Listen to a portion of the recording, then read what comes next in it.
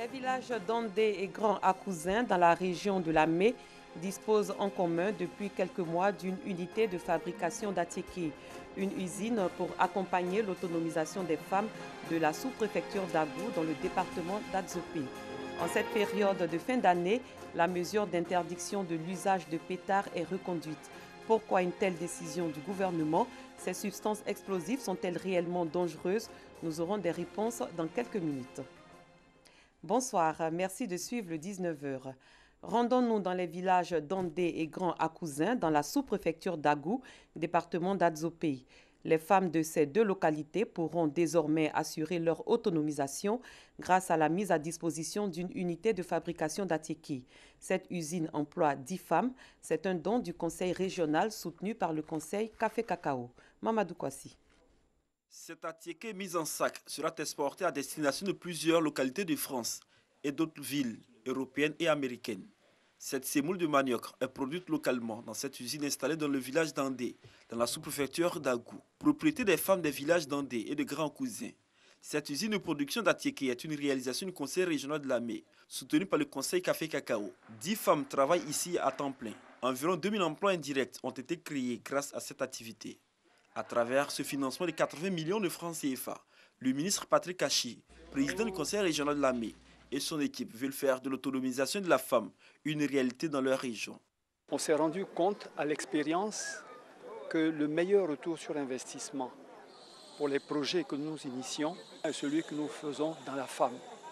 Parce que toutes les ressources qu'elle génère, elle le met d'abord pour le bien-être de sa famille, ses enfants, son époux, ses parents, et toute la famille bénéficie du fruit du travail de la femme. L'inauguration de cette usine de fabrique d'Atiéké a été l'occasion pour les femmes du département d'Adzopé d'exprimer leur volonté à s'assumer et à contribuer au développement de leur région. Marraine de cette cérémonie, la secrétaire d'État chargée de l'autonomisation de la femme a félicité les femmes de la région pour leur engagement à s'assumer financièrement. Miss Belmont Dogbo les a invitées à l'Union afin de bénéficier de la labellisation. En leur permettant de produire en quantité et en un temps réduit, cette unité va à coup sûr augmenter leurs revenus.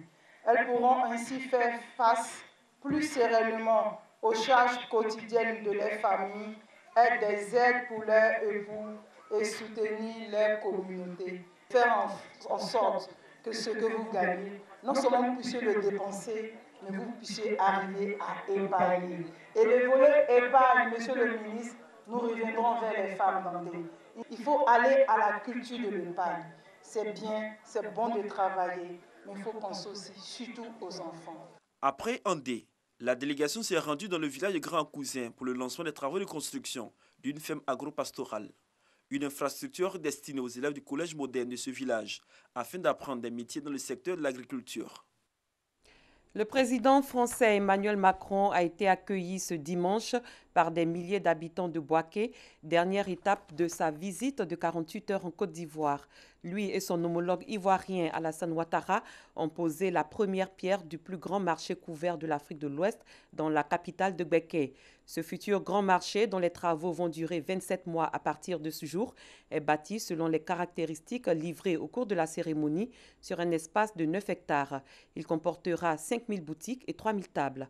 Les deux chefs d'État et leurs épouses ont également eu un moment de recueillement sur le lieu du bombardement du 6 novembre 2004 devant un cercle de drapeaux posés au sol, 9 drapeaux français et 1 américain en hommage à chacune des victimes. Et hier, à Abidjan, le président Alassane Ouattara a annoncé lors d'une conférence de presse avec son homologue français Emmanuel Macron la réforme du franc CFA qui devient l'écho. La France et 8 pays d'Afrique de l'Ouest ont décidé d'une réforme en profondeur du franc CFA. Le franc CFA va disparaître et laissera sa place à l'écho en 2020, mais conservera une parité fixe avec l'euro. Un concert de reconnaissance à Dieu au foyer René Djedjmel Dibi de Zoukougbe, localité du Haut-Sassandra. Pour la célébration de ses 12 années de carrière musicale, le chanteur Déabré Nathanaël, fils de la région, a fait vibrer les populations du département de Zoukougbe avec les différentes chansons de ses 3 albums. C'était en présence des autorités municipales. Clément Boko.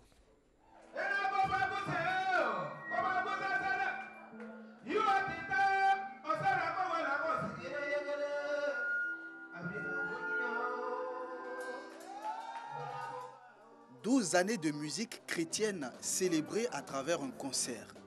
Au foyer René Djedmel Dibi de Zoukoubeu, l'artiste chantre Déabré Nathanaël fait le show avec ses parents. Occasion mise à profit pour évangéliser les populations. Il y a des chanteurs. Et ceux-là, quand tu donnes les messages, c'est des milliers de personnes qui viennent là. Et ce message que tu donnes désarme les cœurs, désannonce beaucoup de choses maléfiques et ça permet de se réconcilier. Je donne ce message à mes frères de venir à Christ. Christ va changer leur vie. Avec lui, on devient riche, on devient tout. Les 3 albums de l'artiste passés en revue avec le public qui reprend en chœur les chansons.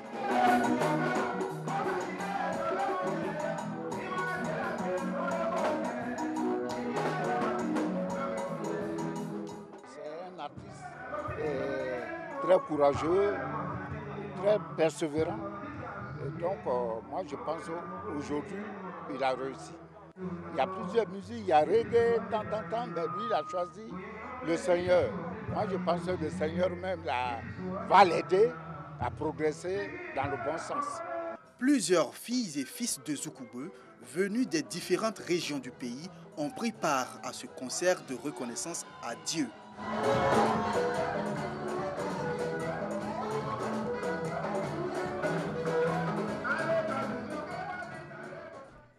En prélude à la fête de Noël et avant la célébration de leur centenaire, les orphelinats de Bingerville et Grand Bassam ont initié Noël du centenaire. Cette cérémonie s'est tenue hier à l'orphelinat de Bingerville. Noël du centenaire a été organisé par l'association Les Enfants de Drucy, regroupant les anciens de ces écoles. De nombreux dons et jouets ont été offerts aux enfants. Rosemonde Kini, Clément Boko. Marie-Claire Gouléon est une ancienne de l'orphelinat de Bingerville. Elle revient sur ce lieu qu'il a vu grandir pour apporter la joie aux nouveaux pensionnaires. L'orphelinat, c'est le berceau de mon enfance. Ici, nous avons vécu heureux. Je suis contente d'avoir reçu cette photo de l'orphelinat. C'est tout pour moi. En prélude à la célébration prochaine du centenaire de l'orphelinat de garçons de Bingerville et l'orphelinat national de filles de Grand Bassam, ce sont plus de 300 enfants qui ont célébré dans la joie la Noël centenaire. Cérémonie organisée par l'association Les Enfants de Drucy, regroupant les anciens. Nous avons voulu regrouper les filles qui sont à Grand Bassam, les garçons à Bingerville, et puis leur faire un arbre de Noël, leur donner la magie de Noël avec des cadeaux, un repas, vraiment tout ça pour leur donner la fièvre de Noël. Chaque orphelinat a reçu 7 ordinateurs et des dons en vivres de la part de l'association. Les enfants de ces 2 établissements se sont bien amusés en profitant de plusieurs jeux, des ballets, des concours de danse et prestations artistiques par les enfants. Nous aimons vraiment tout ce qu'il faut pour nous. Nous sommes vraiment contents pour ces cadeaux et nous voulons leur dire merci d'avoir pensé à nous. Je suis contente de voir tout le monde danser, tout le monde en joie. Des feux d'artifice ont coloré cette célébration de Noël centenaire. Un air de fête, partout la table est prête et l'on entend la même chanson. C'est en 1912 que fut livré le foyer des Métis, aujourd'hui l'orphelinat de garçons de Bingerville. Quant à celui de Grand Bassam, il a été créé en 1972. À ce jour, ce sont plus de 300 orphelins qui y sont accueillis. À présent, les dossiers de la 2.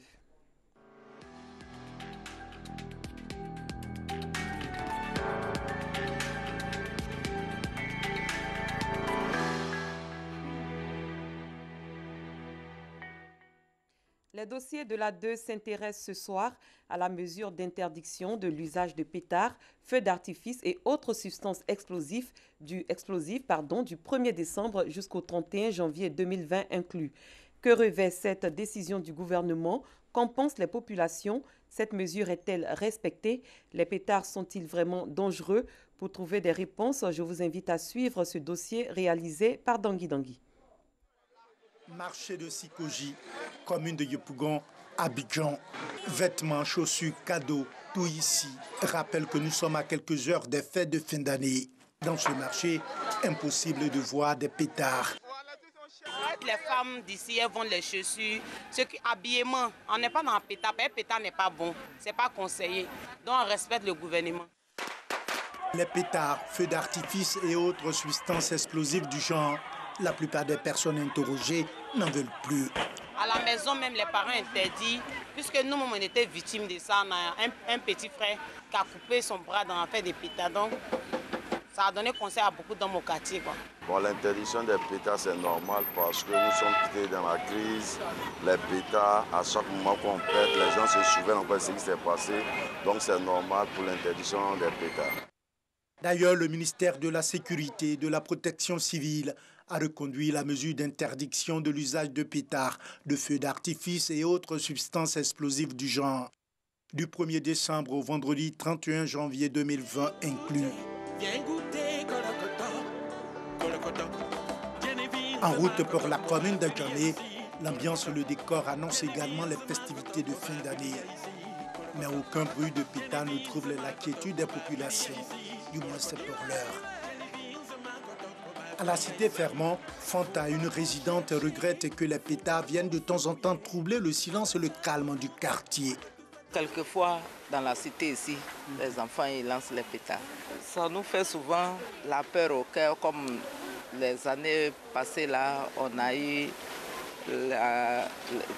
l'affaire au fusil, la guerre, donc on a eu peur. Donc quand ils font ça, on s'y saute souvent. Pour elle, les parents doivent accompagner la mesure d'interdiction des pétards arrêtée par les autorités. Il y a une part de responsabilité des parents qui donnent quelquefois les jetons aux enfants de pouvoir s'acquérir les pétards et puis les lancer n'importe comment. Le long du boulevard Nanguya-Brogoua jusqu'au marché Forum, impossible de trouver des pétards. Même nos efforts pour surprendre ce commerce est devenu illicite. Avec une caméra cachée, sont vains. Pouvait-il en être autrement si lui-même commerçant, le maire de la commune n'a jamais dit veiller à l'application effective de cette interdiction d'explosifs pour le bien-être de sa population? En tant que maire de la commune, nous avons fait une large diffusion et puis nous continuons à sensibiliser l'ensemble des commerçants qui font cette activité-là en fin d'année. Nous sommes en train d'appuyer la police. Nous avons offert un véhicule de type 4x4 au commissariat du 3e arrondissement à cet effet.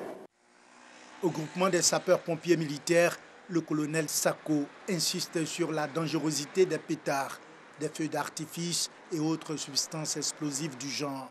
Les pétards qui sont utilisés dans nos quartiers, malheureusement, sont des dispositifs dont on ne connaît pas l'origine.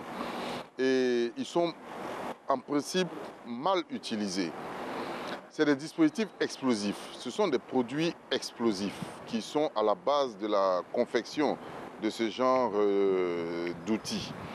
Mais nous ne connaissons pas comment ils sont fabriqués, on ne connaît pas quelle est leur stabilité et parfois c'est utilisé par des personnes qui n'ont aucune expérience dans l'usage des explosifs. Des cas d'accidents et d'incendies ont été enregistrés et témoignent de la dangerosité de ces dispositifs. Quand on parle d'explosion, on parle de feu. Nous avons rencontré l'année dernière malheureusement des personnes qui ont perdu la main totalement, des doigts coupés. Il y a eu des départs de feu lorsque l'explosion se produit dans un environnement propice à un départ de feu. Il y a des maisons qui ont été embrasées à cause de ces pétards-là. Donc c'est vraiment dangereux. Tout contrevenant à l'usage de l'arrêté numéro 0030 MSPC-CAB du 2 décembre 2019 portant interdiction de l'usage de pétards, de feux d'artifice et autres substances explosives du genre s'expose aux sanctions prévues par les lois et règlements en vigueur. C'était les dossiers de la 2 proposés ce soir par Dangui Dangui, consacrés à l'interdiction, la mesure concernant l'interdiction de l'usage des pétards en cette fin d'année. Fin de cette édition. Merci d'avoir été des nôtres. Très bonne soirée. À très bientôt.